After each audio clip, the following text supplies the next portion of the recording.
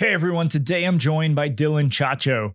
Dylan helps agencies escape the LinkedIn content trap and generate leads by reframing their messaging around a niche strategic problem. He is the creator of Niche Content Boosting, which is a paid strategy that helps expert agencies consistently get in front of decision makers, even when your organic reach is starting to fall flat. Dylan works with those B2B service firms to define like category level problems that position them as the only solution. And so we have a lot of overlap between how we're thinking about this. I've had Dylan on before, and I wanted him as a return guest because I think there is so much value to be shared with agencies in his approach. Most agency content just blends in, and Dylan offers a proven method to actually stand out and drive action. So in this episode, we discuss why most LinkedIn content fails to convert, how to position yourself as the only solution, turning symptoms into high converting problem posts, and more. No one was asking for another community, but I've made one anyway. So what's different? The dynamic agency community is designed around access rather than content. Access to peers who've done it before. Access to experts who've designed solutions. Access to resources that have been battle tested. And right now, the price for founding members is only $97 a year. Join today so your agency has immediate access to everything you need to grow.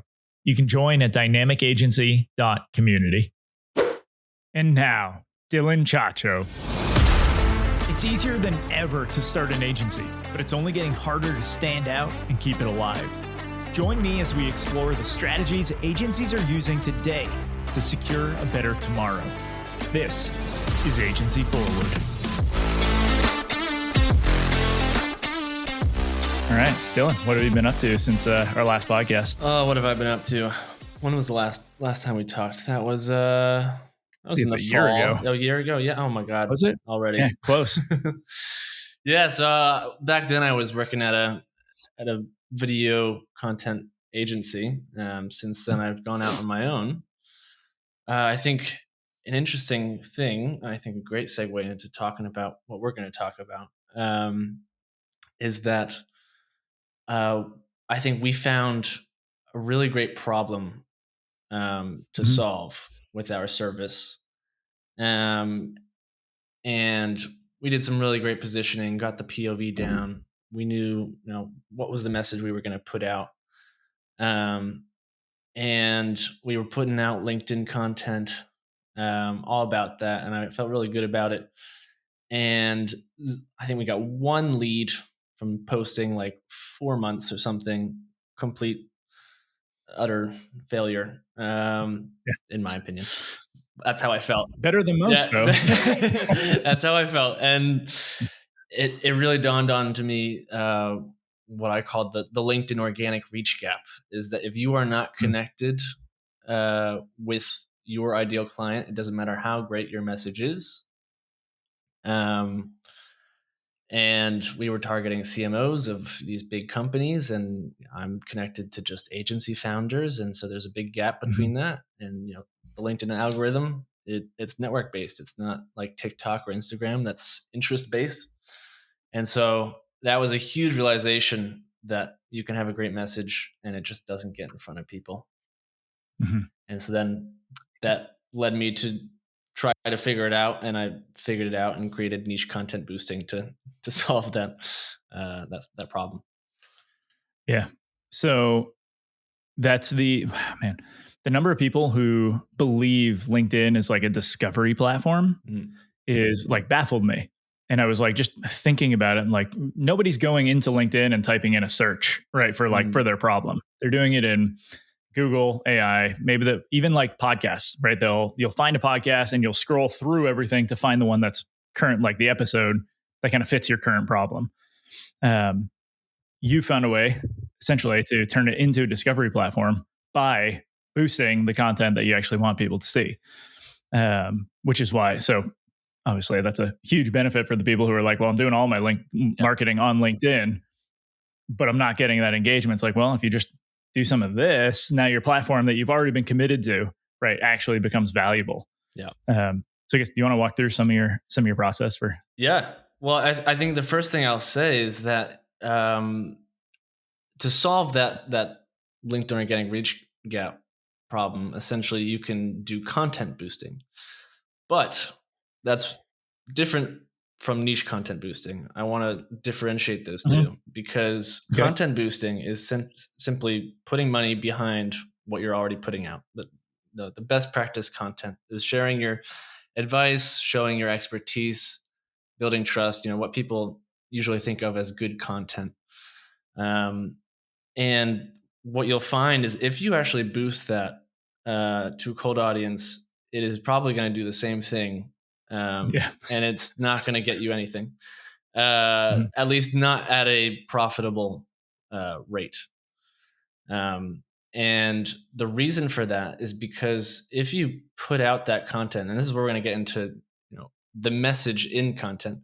Um, Most conventionally good content gets you seen as just another potential solution. It gets you seen as interchangeable in several ways because you can, show your thoughts on your hot takes on marketing, your opinions on marketing. People will think, okay, you're just another marketing industry expert. I know 50 Mhm. on LinkedIn. So they think, okay, maybe I can reach out to this person eventually. Or, you talk about the benefits of your service at the end of your post and your call to action. I could get, better leads, more growth, more revenue. I can get that in so many different ways. Why would I go to you? Um, so there's all these different, the content we put out normally is not a very motivating Mhm. message. And so niche content boosting is where you focus on a strategic problem that you can position yourself as the only solution. And that's what makes it a profitable thing to put money behind this is when you're seen by Mhm. a niche audience as the only solution, then people will actually take inbound action. Preach. Um, yeah, and I fall into this rut where I just believe everyone has the same thought pattern that we do, where it's like they're marketing the problem, Mm, not just what they do. mm, But it's very obvious once you go through, start scrolling through LinkedIn for a little bit, and you can see, like, oh no, most people don't have that thought pattern. Yeah. So how do you decide which like of the because like ideally, right? You are doing all of your posts through like with like a problem focus. mhm. How do you decide which of those posts to now actually boost? Um, well, I would actually just do it completely separately. Like right now, I'm Okay. not posting organic. Well, I have to post organically to then boost it, but I'm Right. only posting organically to then boost it.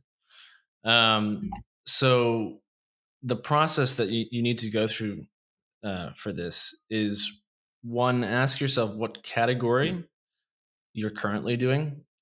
Hmm. Um, and you can simply say, what is the wrong approach that people are taking in this category? Let's say you're a franchise marketing agency. I'll use a client example.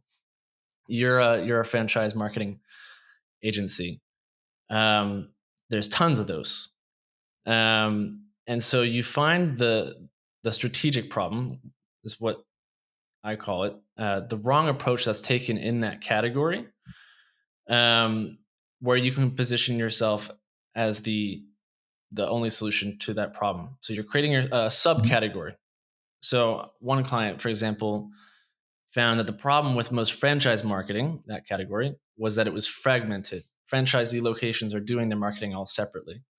Hmm. So he gave that name fragmented franchise marketing, which made his category, unified franchise marketing, the obvious solution to that. So I won't get into the details about the, the symptoms that are caused by fragmented franchise marketing, but you have to define this problem that makes your new category the only obvious solution to that. Because Hmm. then you're forcing a choice. Like, okay, do I want just another franchise marketing agency, uh, which is just going to, it's fragmented. So I see the problem with that. Well, now I obviously should do unified franchise marketing, and I only know one person that's offering that, so I'll go to them. So it's not really you getting seen as the only solution; it's your category that's getting seen as the only solution. And so Hmm. once you can kind of define all of this, your POV, your category, then you can make the content about that problem, and then send them to a page that kind of educates a little bit more on that problem, the situation, and how it's Mhm. solved. Yeah. What I appreciate about the approach is like everyone assumes word of mouth marketing just means people are talking about you. But in reality, if you can get people talking about the problem in the Mm, way that you're framing the problem, mm, they're going to only find you as the solution because you packaged it that way.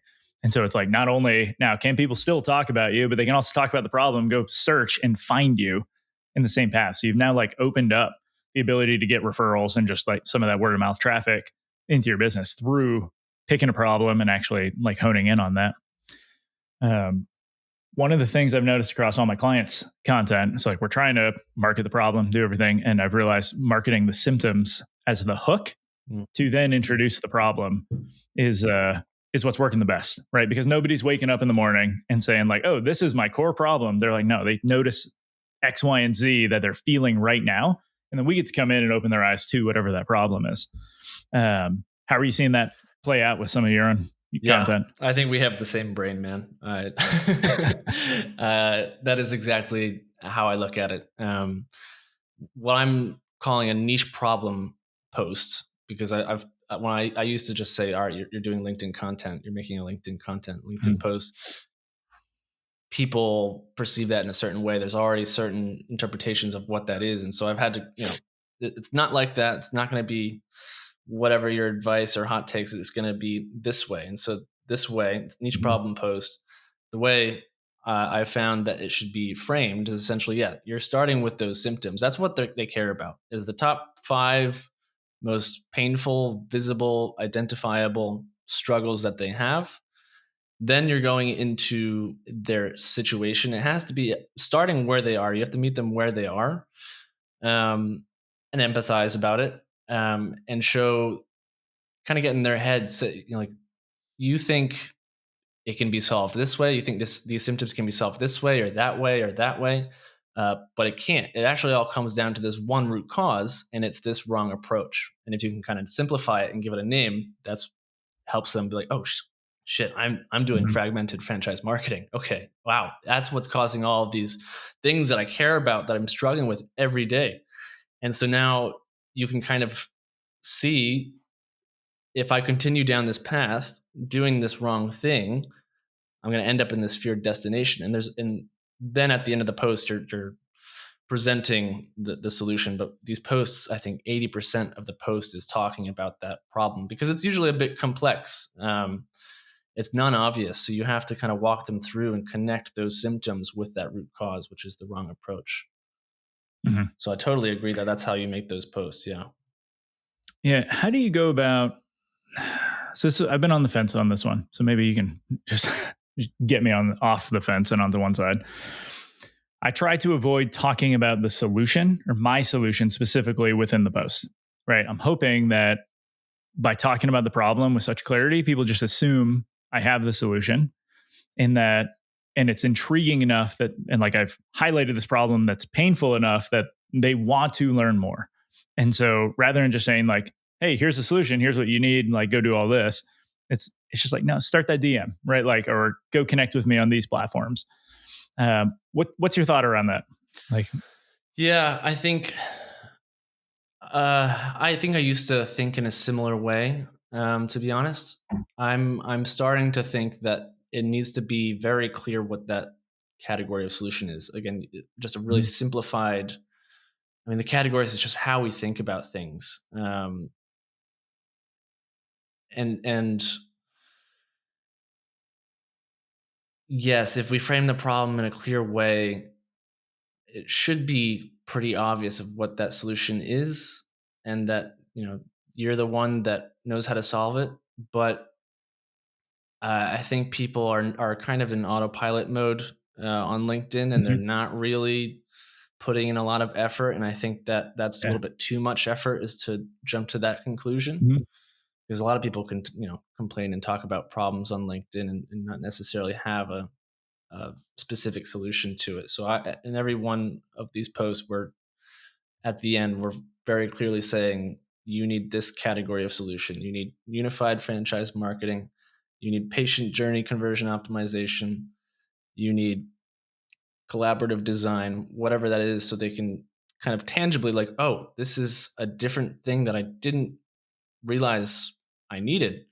And then that's Mhm. where you send them to the niche offer page where you're talking about that Yeah. problem and how that category solves it. All right. That's my content for the week. I'll get a clearer solution into everything.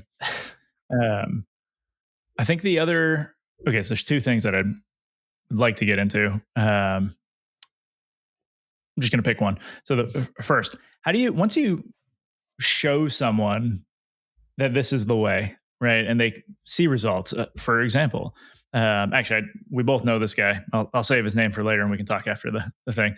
I had written a LinkedIn or a Substack post about just why your content might not be working, and essentially it was this, right? You're not talking about the problem, all this, and he had replied to that post just saying like, yeah, actually points 3 and 4 like really resonated. I think it's happening, and so I just looked at his content. I'm like, well, this is what you're doing, and I happened to be on vacation at the time when I was doing this, but like, what's a vacation when you don't get to do the fun stuff, right? And we're on a cruise. I was in the sauna, came out, and I got in the cold plunge, and I wrote him 2 posts just while sitting there within the 5 minutes that I'm sitting in this cold plunge. And he finally put those up, and they've gotten like 3 times his normal engagement for any content because we led with the problem. Like we hit a symptom that people were facing, talked about the problem, and all of his content since then has been what he was already doing, like the previous stuff he was doing.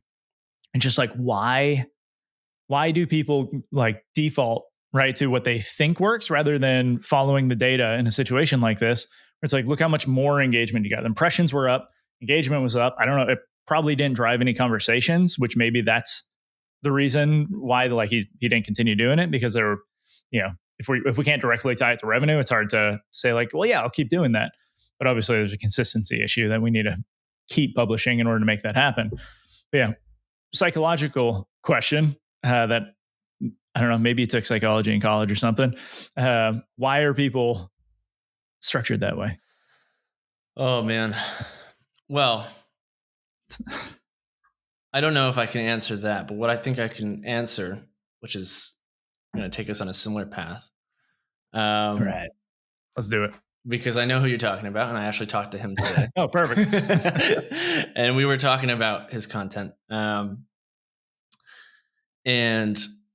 it's so interesting because he had found the niche strategic problem, and we had Yep. defined the painful symptoms from the strategic problem, where his approach was the only obvious solution to it. Really good, clear POV.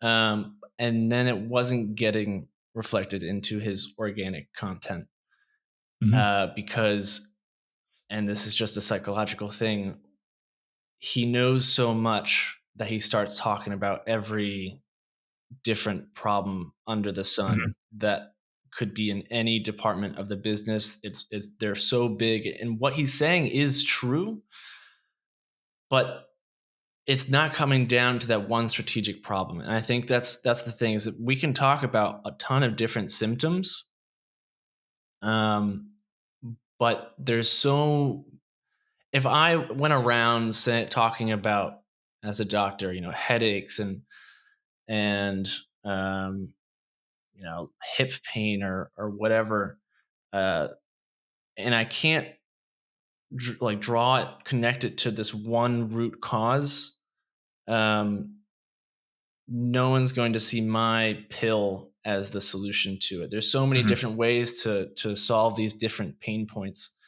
and so that's really why I encourage, and I make it mandatory for the clients to give a name to that strategic problem, that the wrong approach of doing things, and then just keep talking about that. Because if you start talking about every pain that you see in your client's business, they won't see you as the only solution. And so you have to, pick the few that are directly related to this wrong approach that they're using, um, to then position your approach as the only solution to that. And so I think, and we talked about it, and he was like, yeah, this is it. It's just that it's so easy to get carried away when you're the expert. It's hard to see things from outside of your perspective, the curse of knowledge. So you want to talk about everything. You see so many problems. It's hard to keep talking about that one thing, especially in organic, because you're writing it every day and you're like, I'm tired of this. Mhm. I said it already so many times. Yeah. And so that's another thing about the boosting is that I when I was doing organic, I would get into the nuances because that was so much fun, and that was the only way I could motivate myself to put out the organic content. But now that I know Mhm. it's going to be boosted, I say the exact same thing, slightly different angles, but I'm talking about the same wrong approach, Right. interchangeable lead gen, and I just put that into everything, so that way you're consistently talking about the same core problem because that's what a POV outline is supposed to do. It's supposed to make sure that your messaging is consistently marketing the same problem. Mhm. Yeah, and that boredom Boredom. is real, It is real. right? Like where you're just like, man, I'm so tired of talking about the same thing. But it's like, that's what's going to bring someone in.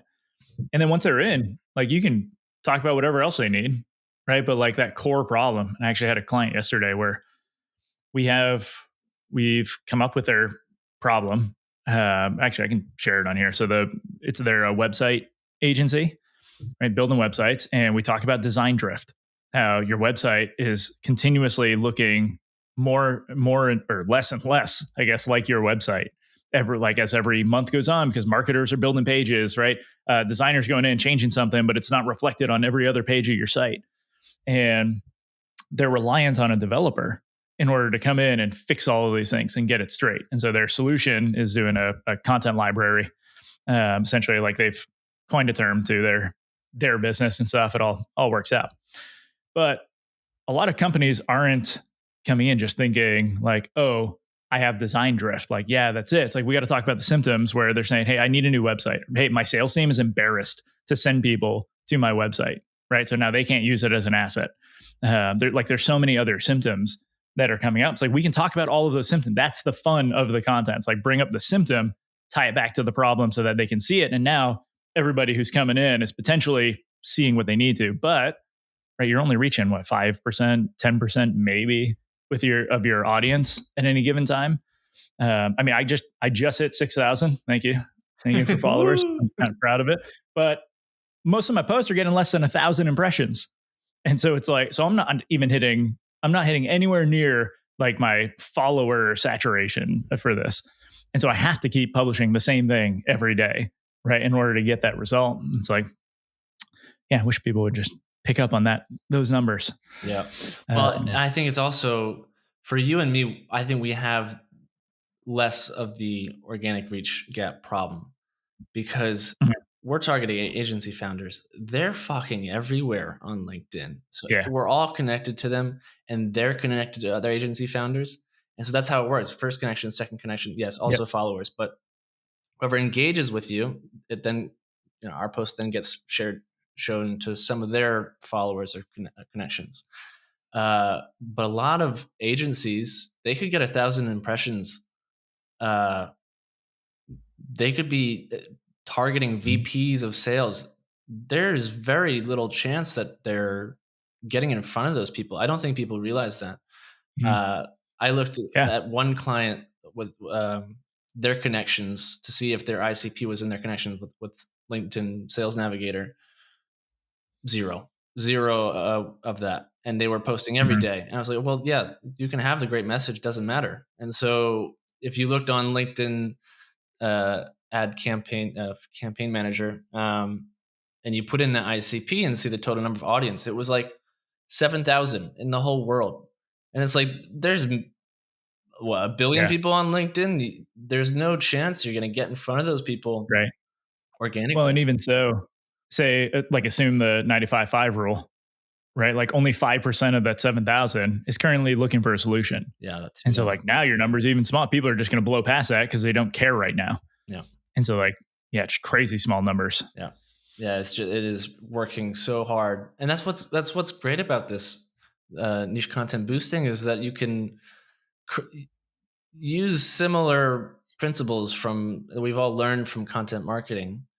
It's just a little bit more guaranteed. Like for example, that Mhm, you can have a few hundred people that you're targeting on there. and just keep retargeting, and you show them a whole batch of, eight niche problem posts where it's very Mhm. clearly hitting that same core problem, but from simply different angles.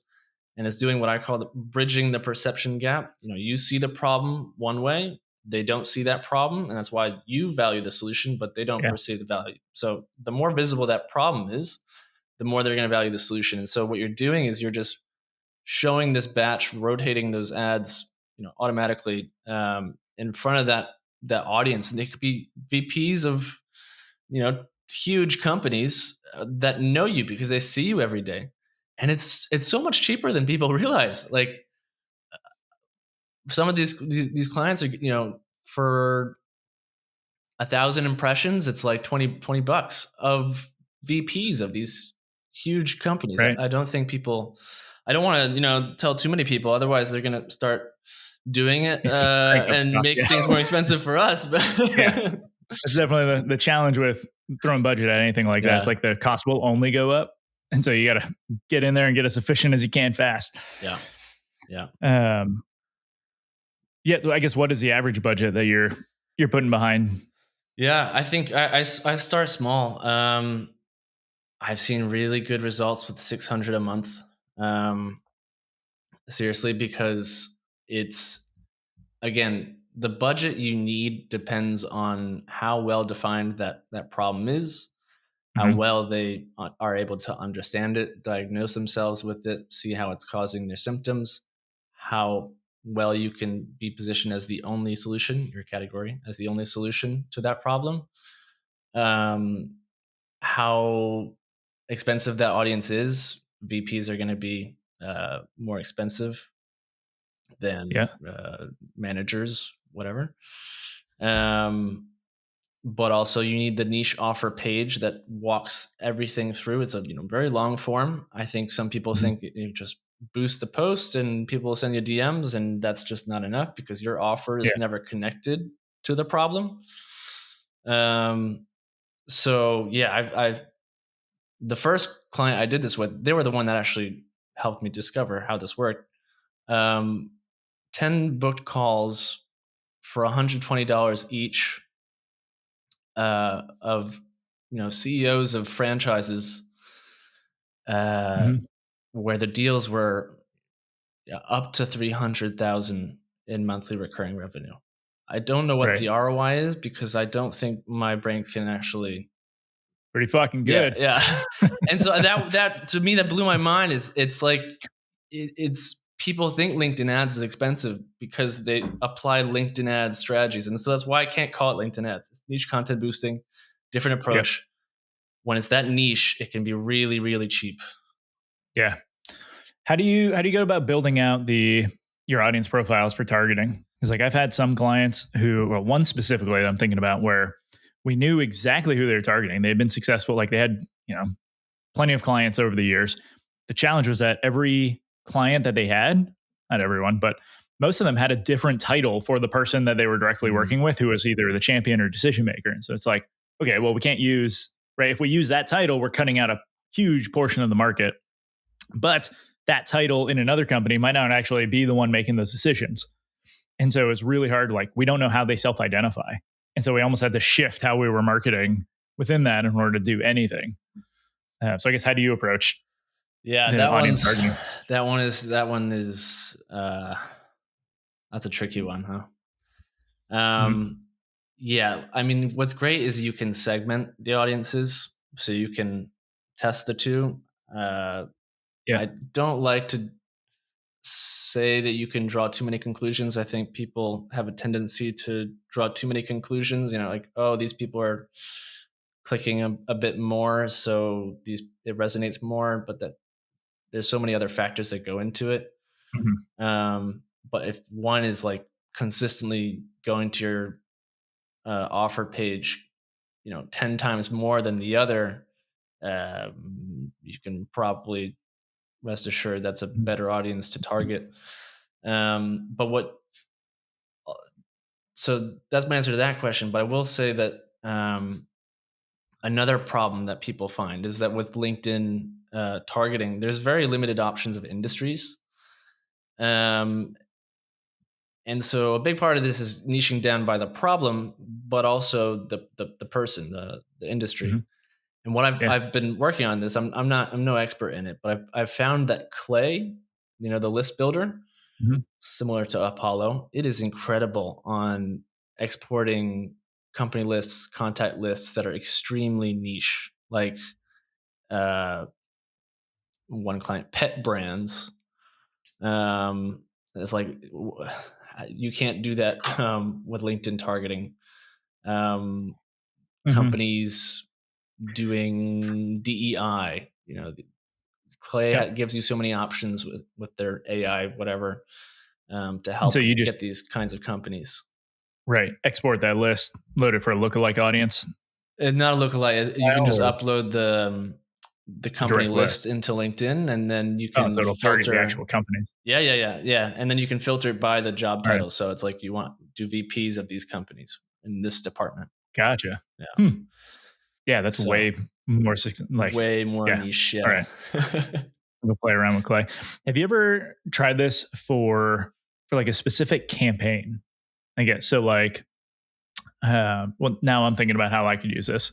I'm going to be launching a couple cohorts at the end of August, and so could I just run the same? Like, I mean, it's the same problem that I solve for everybody, right? So it's not like I'm changing my content up, but Yeah. I'm just promoting into a specific landing page in order to get people joining that cohort. Have you ever maybe tried any specific campaigns like that, or has it been more general? Hey, this is the problem we solve. Like, here's how you can work with us. Yeah, I've only done it that way. Where this is the problem. Mhm. Go to the niche offer page where there's breaks Yeah, down audience profile, situation, all right. I'll problem guinea statement. pig the So yeah, time-based campaign, and we'll. definitely go for that. I think uh, one client has made me rethink about the booking a call thing, Mhm. because that's a big commitment. And I have found, well, I do think that if they see you truly as the only solution to their many symptoms, they're motivated enough to book a call.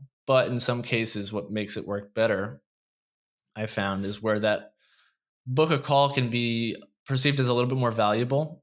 And so this Mhm. client was basically doing free video ideas or something. It's just, it's a Yeah. stronger magnet to kind of get Mhm. them on. For Yeah. my own, I'm doing a success fit call where it's basically the first step we have to take anyway. So you kind of get a free Mhm. sample of my work. I make sure that it's actually going to work for you. So I found that works, but that's something I'm exploring. But you might explore it Yeah. better. Across all my clients, the booking a call page is one of like the contact page is one of the first things we revamp because everything on your website should be pushing someone to book a call, right? We can do all the mass marketing that we want, but when we can get someone on the phone and go one to one, Yeah, we're going to be more successful. So we're addressing their objections. Um, and so we craft the page to sell that call, even if it is just a, hey, let's just see if we're a fit for each other, right? It's like you got the headline, you got success bullet, like this is what you're going to walk away with. Here's a testimonial from someone else who just talking about the call that we've been on, right? And we're just pushing people to sell this. Um, and that's been successful for increasing our booked rates. I like that kind of perceived risk go down with a little testimonial just for the call. I like that. Yeah, that one. So I figured that one out while we had a client when I was running an agency, and we're running the same play. Like, actually, how do we sell the call? Because they were a SaaS product. It's like, how do we just get more people wanting to book it? And in talking with some people on their sales team, we realized one of them saved some small business $17,000 in his first year just from the call. She noticed something he was doing wrong and said, "Oh, don't do that. You're wasting money." He fixed it. For a small business, like 17,000 is Wow. huge. And so we got that guy to give us a testimonial. We threw that on the page, and bookings went up. So it's like, okay, how can we replicate this across all of our clients? And that's it. And so like even on my landing page, I got a video of a client who, even when we were doing discovery, I gave him some advice for a deal he was trying to work out, and he ended up closing that deal that he thought was lost. He closed it for 20K more than he expected. So I'm like, hey man, can I actually get you to just like talk about that? And so yeah, I have that as a video now. That's cool. Yeah, selling the call, super important. I like that. Um, but yeah. All right, where else can we go with this? I feel like this is a Oh man. I mean, valuable episode. What I've been I've actually recently redone my positioning a little bit. Because Yeah. I and this is, it's a classic positioning problem is that part of it is seeing things from other perspective, and when you're doing it Mhm. yourself, it's so hard to get out of your own head. So I Oh yeah. didn't really discover this until later, but I was kind of focusing on the problem with content, and people just saw me as just another lead. Like if Right. they saw the problem with The content, but they awareness would be guy. like, "Oh, I'll just go do cold outreach or something." I was like, "Wow, Mhm. fuck! All right, I'm not actually getting seen as the only solution here." Yeah. So I recently found that I need to frame the problem, strategic problem, with most lead gen, because that's the bigger overarching Mhm. category that I'm in, and showing the problem with the different lead gen. Um, and it's so interesting. I've I see it so clearly now. I've struggled so long to talk about this, but talking about benefits, talking about pain points, talking about your service, uh, trying to show your expertise. These four things, it, it is. We've been taught to talk about all of these things, Mhm. uh, but it gets us seen as interchangeable because there's so many different solutions to pain points. There's so many different ways to achieve these generic benefits. There's so many others in your category of service. There's so many other industry experts. Mhm. It's so interesting that I don't see too many people talking about this stuff. Besides you or Yeah. Nick or Yeah. Nick Bennett. category pirates. Right. Yeah. Um, yeah, that's interesting. So I've been doing with my newsletter. One, I've started getting since switching to this format. I have been getting more replies to my newsletter than like ever before, which I didn't even know people do. I've never done that. I've never like reached out to someone like, "Hey, I Yeah. really like this newsletter," but I'm just prioritizing frameworks. But my structure for all of them is problem, insight, outcome, solution. And so, problem, like let's lead with that, right? And it's usually the symptom, then we're getting into the problem, but then I'm pulling some insight from working with clients, something that I have knowledge of that they don't currently have. Give that insight, and then let's highlight the outcome that everybody actually wants to achieve. And so, if that problem resonated and the outcome resonated, it's like the solution isn't obvious. Like you're going to want this. And the solution is always a framework that they could deploy immediately. And just shifting to that for my newsletter has been like crazy for I mean, my unsubscribes are down, engagement's up. Like the people who have since switching, who have now opened one and saw it, are opening the next one. And so I'm approaching like 70% open rates. Um, Ah, but it's yeah, just great for the formatting. But I don't have to talk benefits. I don't have to talk like all yeah, the standard stuff. I like that format that I can just quickly deploy for a newsletter. that's good. So I'm whatever trying that's worth for to the audience. I'm trying to explore. I've I'm very grateful to say this. I haven't really needed any kind of newsletter or nurturing. The calls just kind of come. But I've Yeah. been, but Oh I'm, no. that's never been like that. It feels good. Um, but I'm now trying to okay, I need to increase the price here. But I want to make sure that I'm they're more educated on this and they have more buy into it. And so now I'm trying to figure Mhm. out kind of a nurture email, but in a Mhm. way that still follows the same process where we're still talking about the same core problem. Yeah. So that after my first call, if they don't close there, or even a couple of days before that call, they're getting a deeper understanding of this problem. And because they can see a few Mhm. of my boosted posts and my niche offer page, but there's still so much uh, that they don't Yeah. understand that I need them to understand. And so that's the approach I'm going to try and take. But it's Yep. very similar, a similar format for your newsletter. Yeah. Problem, insight. The yeah, seeing those the open rates, getting the replies, but then also with my Substack, same thing. Which posts are resonating with people the most? Where am I getting comments? Which ones are people liking? Has just given me a lot of insight into like, okay, what symptoms do they actually care about the most right now? Let me create some more content around that on LinkedIn so that I can, hopefully use that for something. Yeah. Um, Can you but can you give me yeah, can you frame the problem for me? I'm curious to. to hear it. I want to. Yeah. I'm sure the So, audience wants to hear the example as well. Because yeah. go work with Chris. So the biggest problem that I think agencies face, or the agencies that I want to work with face, is referral reliance. Where, and I work with primarily agencies that are making less than $1 million because they're trying to figure out their positioning, and that's what I'm helping with. Dynamic Agency OS is a positioning operating system.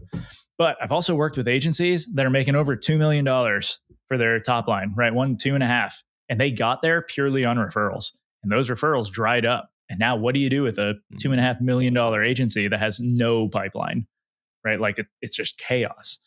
And so, to get them out of this, the feast and famine that everybody ends up being in at some point, it's like, well, we have to actually take control of your marketing and actually give you a position that you can stand behind that's very driven in your niche. And so that's what we do with the Dynamic Agency OS. Let's focus on one audience, one problem, one solution, market the hell out of that. And yeah, who's doing it has been pretty successful so far.